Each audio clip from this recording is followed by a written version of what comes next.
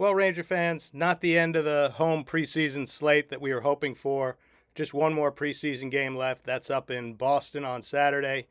But still a lot of positives to take away from it. Hey, everybody, this is Rangers Daily. I am your host, Todd Werwa. We are presented by FanArch. Kind of a weird game. Let's start with before the game. Artemi Panarin was likely to play and then got scratched. They erred on the side of caution, which you can't blame them. You got your top star who's had a lower body injury. Give him as much time as he needs. There's no point in playing against, a rival in a preseason game. Would be nice to have gotten him two. Maybe they can get him into the one in Boston and at least get him one game. So that was the weird part where it started. Then once the puck dropped, it was like there were no whistles. I'm not even sure MSG was able to get in all their breaks. There's always one under 14 minutes left, under 10 minutes left, and under 6 minutes left. And there were no whistles. I think there were three total. It was just back and forth play without a whole lot of shots. The shots were 3-2 New Jersey after one. Again, it was sort of a weird period, and it looked like trying to figure out Mike Sullivan's new system, and there were some different defensive pairings. No Adam Fox, so it was Vlad Gavrikov along with Braden Schneider as the top pair. And there were times where Gavrikov looked a little confused. The whole defense sort of looked confused, but Gavrikov had one situation where he went too far to the corner and left the slot wide open, had another bad giveaway trying to make an outlet pass. Dave Maloney mentioned it on the broadcast. Think of it in basketball terms. You get your guy, pulls down the rebound, outlets to the guard, and away you go. They were getting that metaphorical rebound, but then trying to make that one outlet pass and go, they had real issues with. It looked sloppy. It looked disjointed. A lot of giveaways. It wasn't the greatest period from a defensive transition sort of sense. And then Rempe had a bad giveaway. He had the puck kind of along the boards, could have eaten it, could have backhanded it back into the corner. Instead, he sort of passed it. He was looking for Morrow. He kind of passed it almost between the two defensemen. Robertson was there, and it just led to a New Jersey breakout, which led to a goal by Paul Cotter. The Devils dominated that period, dominated the zone time in that period, and it was weird, though. The shots were only 3-2, so not much was getting to Jonathan Quick, not much was getting to Jacob Markstrom either, but it was sort of an ugly, weird, strange start between the free-flowing play, the lack of sort of breakout passes, the lack of sort of proper defensive positioning. It just all, and low event hockey, it all just made for just a first period that when it was over, you just exhaled and went, what did I just watch? But along came the second period, and the Rangers dominated that one. It was sort of more like it. Will Borgen really, he stood out, physical. Edstrom got a weird bank goal. But you know what? You make your own luck. He came in on a forecheck, had his stick in the right position, had his legs in the right position, forced the defender to go probably the way he didn't want to, and it ricocheted right off his leg past Markstrom, tied up the game at 1. And, sometimes you just have to do the right things, and the right things happen. And Edstrom really looked good in this game, looked physical, looked smooth, looked fast. While he's big and he's 6'7", he gets compared to Rempe a lot because they play on the skyscraper line. I think I heard somebody refer to it tonight. He's a little short, but he's a little smoother. He's only 6'7", only, and he just looked fast. He looked, I think Dave Maloney commented on it. He looked like a little guy out there, that kind of foot speed, but yet his big 6'7" toughness. So, being in the right position always helps, and he sure did that.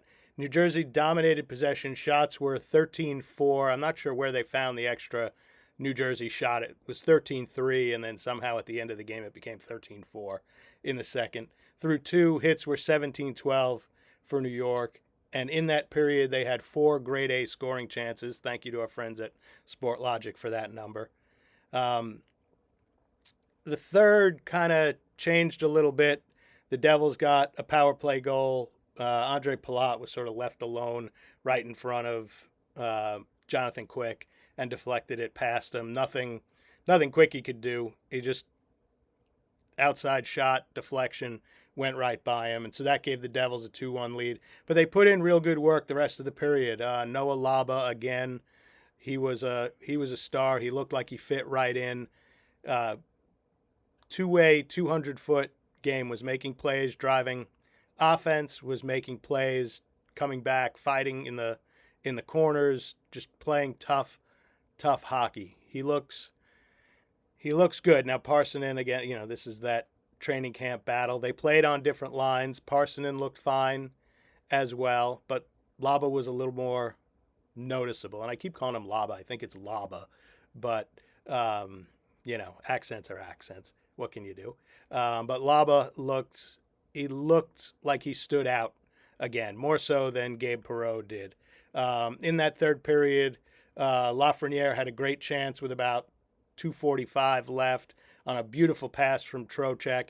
He almost got a little cute with it, Lafreniere, trying to come back and go right through, opening up the 5-hole and putting it through Markstrom's open pads, but Markstrom closed the pads just in time, instead of sort of trying to go top shelf or something like that.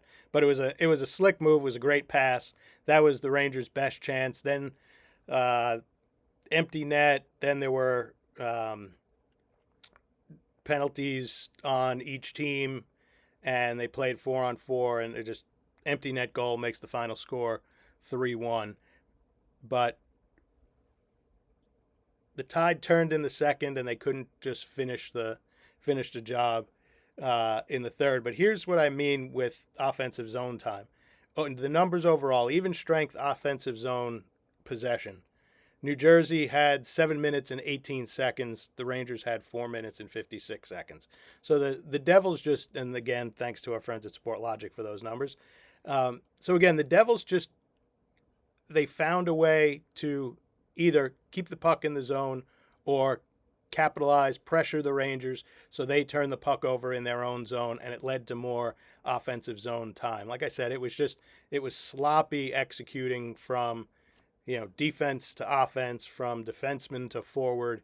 It didn't look good at times, and I think a lot of that is learning this new system, the switch from man-to-man to more of a zone hybrid system, and then, okay, where is everybody? Where are we making the pass? Who's getting the pass on the breakouts?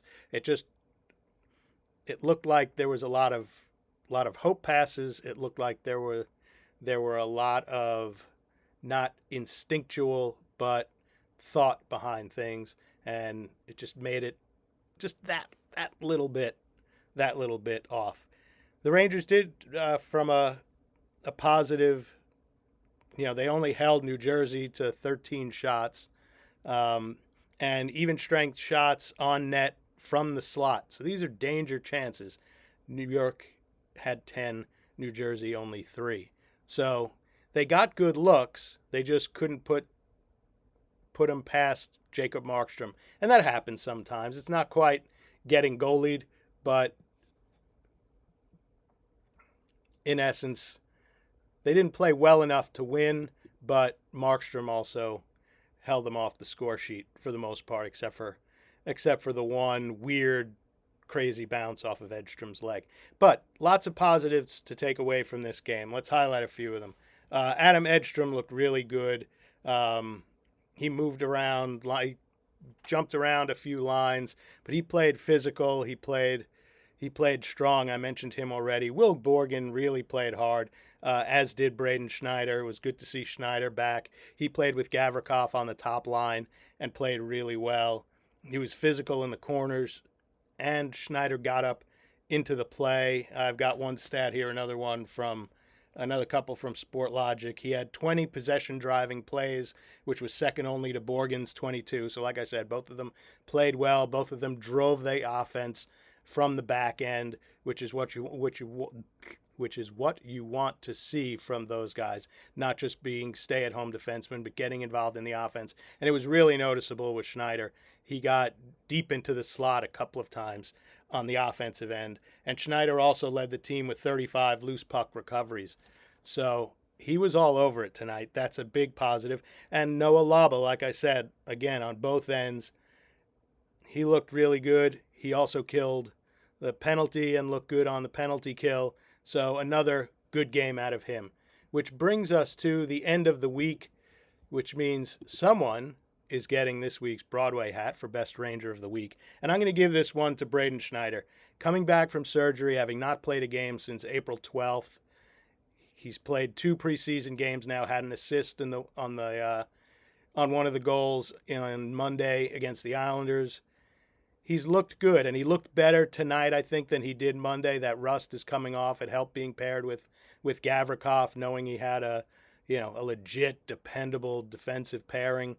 That goes a long way when you're worried about knocking that rust off. He looked really good, and I think he's been, I could give it to Noah Laba again, but he got it last week, and I'm not giving it to the same guy 2 weeks in a row, especially when we don't know if he's going to make the team.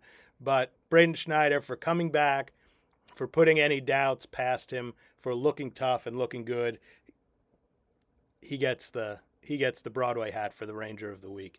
Anyway, that's our show, Rangers Daily. Please subscribe.